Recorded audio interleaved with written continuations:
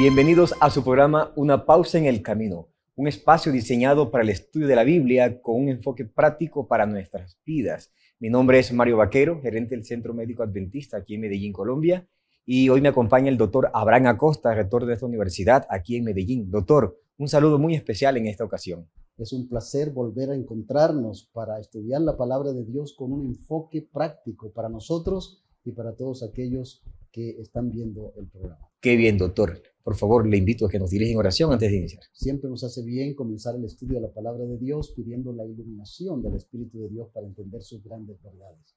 Les invito a todos a inclinar el rostro para tener una oración. Amén.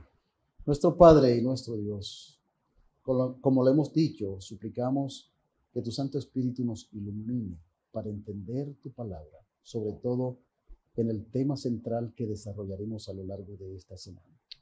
Que tú estés aquí con nosotros y también con nuestros televidentes. Te lo rogamos en el nombre de Jesús. Amén. Doctor Acosta, hemos avanzado lo suficiente en el libro de Esdras y Nehemías, que trae al presente recuentos históricos de gran importancia para nuestras vidas. Y hoy tenemos un tema muy importante que repasar. Tiene que ver con las pruebas, tribulaciones y listas. Y nos lleva a encontrarnos con que Dios está al tanto de todo. Dios conoce acerca de nuestras familias y tiene el control de todo. Y especialmente ese tema que tiene que ver con el Dios de la historia. ¿Cómo le parece? Me parece muy interesante que comencemos a abordar el estudio que vamos a tener hoy a lo largo de la semana desde ese punto. Sabes, no sé si te ha pasado o si le ha pasado a alguno de los televidentes. Muchas veces cuando estudiamos la Biblia, hemos recibido la recomendación, haz el año bíblico. O sea, Sí, lee señor. un capítulo de la Biblia todos los días y 3 capítulos el sábado, por ejemplo. Y en un año te habrás leído todas las escrituras, todos Así los es. capítulos de la Biblia. Y uno comienza muy disciplinado al principio del año hasta que llega a los libros de la Biblia donde se encuentran esas largas genealogías, familias, nombres. Y uno Listas. como que la lectura se hace pesada y se pregunta, ¿por qué esto está aquí? ¿Qué nos enseñan estas genealogías, estas listas a nosotros en nuestra vida espiritual? Bueno, Mario, nada de lo que está en la palabra de Dios sobra. Todo está allí con un propósito. Así Y en es. el caso de las genealogías y de las listas, por lo menos nos enseñan 2 grandes verdades. Primero, que Dios, el Dios Todopoderoso, el Dios que creó el universo, también es un Dios de los pequeños detalles. Así es. No se le escapa absolutamente nada. Y en segundo lugar, esas listas están allí para, de alguna manera, hablarnos de que Dios nos ama y tiene un interés especial por cada persona y por cada familia, hasta el punto que se tomó el trabajo de registrarlo en el relato. Jesús mencionó que el Padre Celestial tiene cuidado de los gorriones, ¿verdad? De Sí, las señor. flores del campo, etcétera. Y cuánto no más va a tener, diríamos, complacencia de atender, de asistir a sus hijitos. Mandó a su hijo para que muriera por sus hijos. Así que esos nombres nos hablan también del inconmensurable amor de Dios por las familias, por las personas, y por eso están allí en las listas. Doctor, podemos decir hasta acá entonces que la historia de las naciones nos habla hoy. Lo que se menciona en Daniel 1 y también en Esdras 1, en el caso de Daniel, Daniel 1, 1 y 2, y en el caso de Esdras 1, 9 al 11, es un ejemplo de cómo Dios se toma el trabajo de complementar el relato atendiendo a los detalles. Por ejemplo, en Daniel 1, 1 y 2 dice, en el tercer año del reinado de Joacim, rey de Judá, vino Nabucodonosor, rey de Babilonia, a Jerusalén y la sitió. Y el 2 dice, y el Señor entregó en su mano a Joacim, rey de Judá, y parte de los utensilios de la casa de Dios. Los llevó a la tierra de Sinán, a la casa de su Dios. Guardó los utensilios en la casa del tesoro de su Dios. Una descripción bastante general.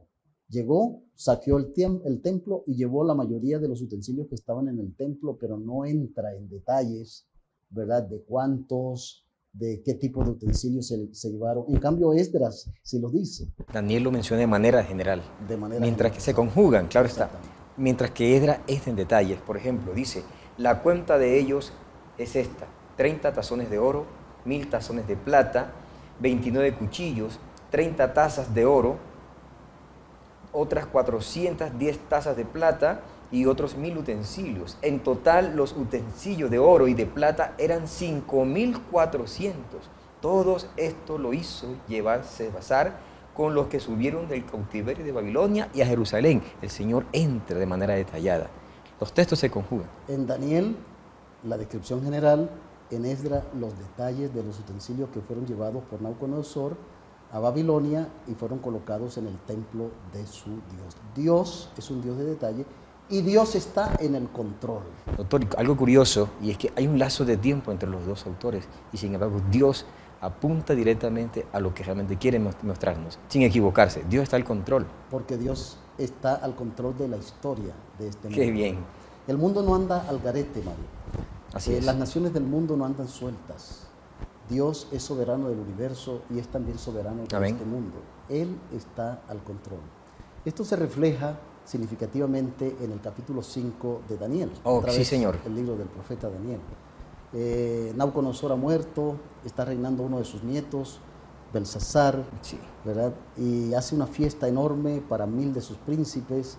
Y dice el relato de Daniel 2 que en medio de ese jolgorio, de esa fiesta, ¿verdad?, trajeron los vasos de oro que habían sacado del templo de Dios en Jerusalén, y el rey y sus príncipes, sus esposas y sus concubinas bebieron en ellos.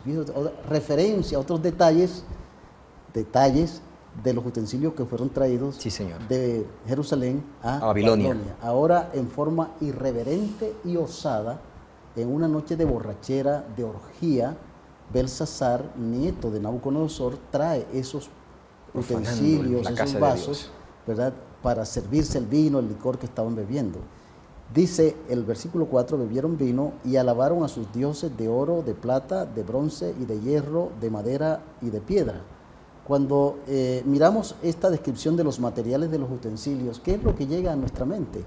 La visión que Dios le había dado un día a Nabucodonosor de la estatua grande que tenía cabeza de oro, pechos de plata, vientre de bronce, piernas de hierro.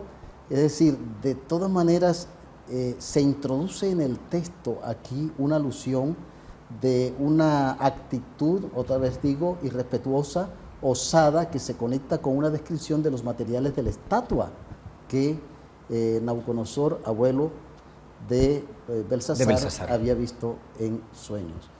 El asunto es que en esa noche una mano apareció invisible, se veía la mano que se movía en la sobre la pared, escribió Mene, Mene, Tekel, Uparsin, ¿verdad?